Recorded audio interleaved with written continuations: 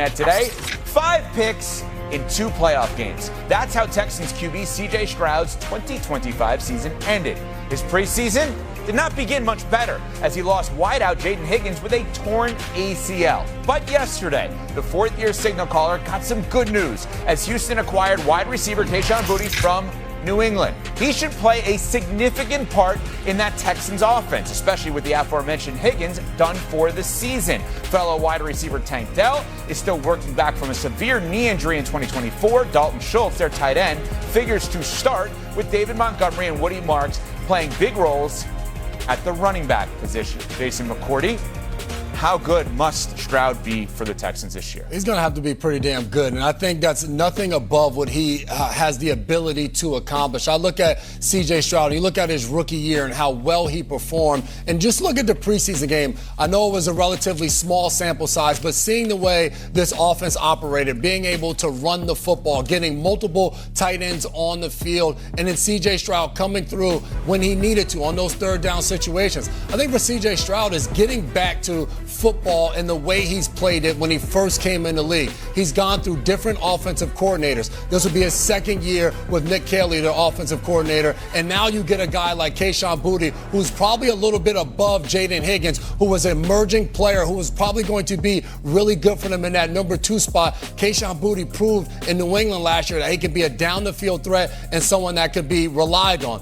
I compare C.J. Stroud on this team in Houston with how dominant their defense was a year ago. You compare it to Seattle, a team that went and won the Super Bowl a year ago. Sam Darnold last year, 4,000 yards and 25 touchdowns. He wasn't just along for the ride as the quarterback of that team. He made plays for them throughout the regular season and showed up in the postseason for them. C.J. Stroud is going to have to be similar. They're going to rely on him to come through in third down situations in the fourth quarter in 2 minutes to win football games. I think he is fully capable of it. All reports out of Houston, he's been completely locked in from the spring all the way through training camp. I think for C.J. Stroud, this year is going to be him building that momentum and having a tremendous year, and we could see him in the offseason asking to be the highest paid quarterback in the NFL. Boy, I think 90% of the time C.J. Stroud just needs to stay out of the way and not be the reason that they lose games. When you have an elite defense, a generational defense as the Texans do, he can just be good. I think if he's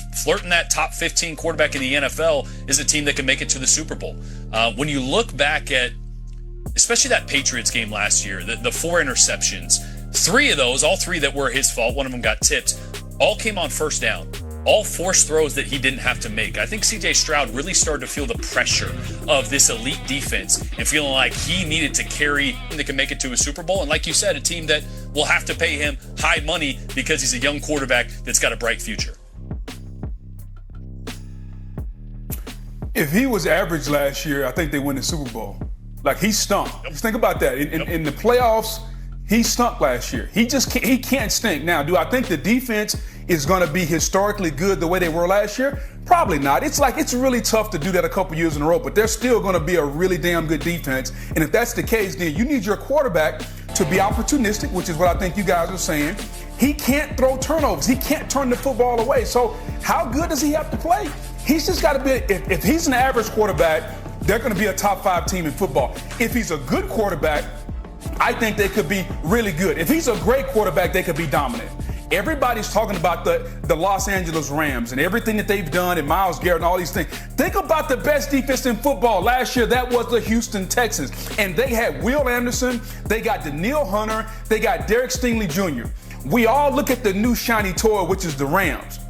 We had a Rams-like defense last year with the Houston Texans. The problem is they had very, very poor quarterback play. So as much as we think the Rams are a favorite, as much as we think the Rams are going to be dominant, Houston had that very same opportunity last year. And I think it's on C.J. Stroud. I think there are a couple of quarterbacks that are kind of playing for their future and which path they take. I think Bryce Young and C.J. Stroud, 2 quarterbacks that did not receive a new contract after their 3rd year. Are they going to take the next step and vault themselves into stardom and get the $50 or $60 million deals? Or are they going to become a journeyman? Because I think the questions are out in Houston, the questions are out in Carolina, and C.J. Stroud cannot be the weak link. And I think right now there is more pressure on C.J. Stroud than any other player in football not named Kyler Murray. I think those two guys have the most pressure on them in football because they have teams that are ready to win now, if not for the quarterback. And both of them are starting quarterbacks. Kyler Murray, C.J. Stroud. Super Bowl caliber teams, the key is in your hands. And Boog, that's what worries me, though. He knows he's playing for a contract. He knows how important it is. And that's, to me, when he was at his worst last year, when he was pressing, when he felt the pressure. That's why I want him to remember, hey, David Montgomery behind you is going to help you out a lot. This is a team that couldn't run the football last year. 3.9 yards per carry, 29th in the NFL. That group, Montgomery and Woody Marks, much improved. Be okay handing the football off. Manage the game when you have to. You're going to get that contract if you're a good quarterback. You don't have to be a great quarterback. Game manager is a compliment, not an insult. Yes. It just means doing what the coach asks and not giving the other team the ball. That's what Stroud needs to be. Every coach likes that, including new Giants head coach John Harbaugh, who said Monday it is reasonable to assume that third-year wide receiver Malik Nabers will be ready to go for Big Blue's opener against the Cowboys on September 13th. The Pro Bowler shed the red practice jersey yesterday and now is participating in live drills. Nabers is just 2 years removed from a rookie season with 109 receptions. Jordan, what is the Giants' offensive ceiling with a healthy Nabers? A top 10 offense. And I don't know if that's going to surprise some people. It shouldn't, because last year with Jackson Dart, when he was healthier, when he was on the field, they were a top 15 offense. They scored 22 points per game, and that is without Malik Nabers for that entire stretch of Jackson Dart, minus a couple targets in his first ever start, and without Cam Scatterbo, their best running back for 9 of those games. You had 2 of your best players, a rookie quarterback. You had 6 or 7 one-score games that you were in. They all went the wrong way for them. You add John Harbaugh, you have a healthy Malik Nabers, and you have a Jackson Dart year 2. You're telling me this is not going to be a top 10 offense? I'm going to push back against that. I love Dart. I'm bullish on them. When they're healthy, it's going to be a team to watch. Yeah, Jason, I'm comfortable saying they're not going to be a top 10 offense. What about you? Same. I look at this team. I look at this team. Is it going to be worse with those guys on the field? You're just assuming that now you bring in Matt Nagy, a brand new offensive coordinator, where Jackson Dart is learning a brand new offense that, to me, isn't going to be dialed up the same way Brian Dable, who I felt like tried to make things a little bit easier for Jackson Dart in year 1 for the simple fact of they had to win games to keep that coaching staff in place. I think you're looking at a team now under John Harbaugh who brought in Isaiah Likely, who drafted an offensive lineman in the first round and brought over a fullback from the Baltimore Ravens and Pat Ricard. They're going to try to run the football and I think take the ball out of Jackson Dart's hands a little bit more and simplify things. So I think, yes, Malik Nabers coming back gives him an explosive element. I think Malik Nabers is a top wide receiver when healthy in this league, a top 5 type of talent that he has. But I'm just not so sure that you bring in all of this newness around Jackson Dart and now they're just going to take the leap and be a top 10 offense in this league. You got to start to look around the rest of the league and some of the quarterbacks and players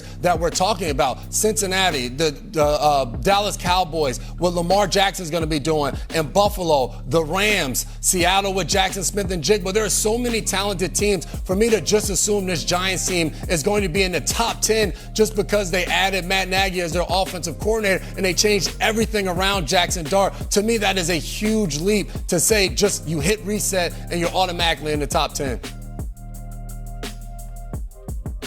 Yeah, it's a leap on which I'm willing to take. In New York, like, we love the big city. We love making things really big. Remember Jeremy Lin? Hey, Linsanity. It only lasted a moment. I'm not saying that this Cam Scatterboo,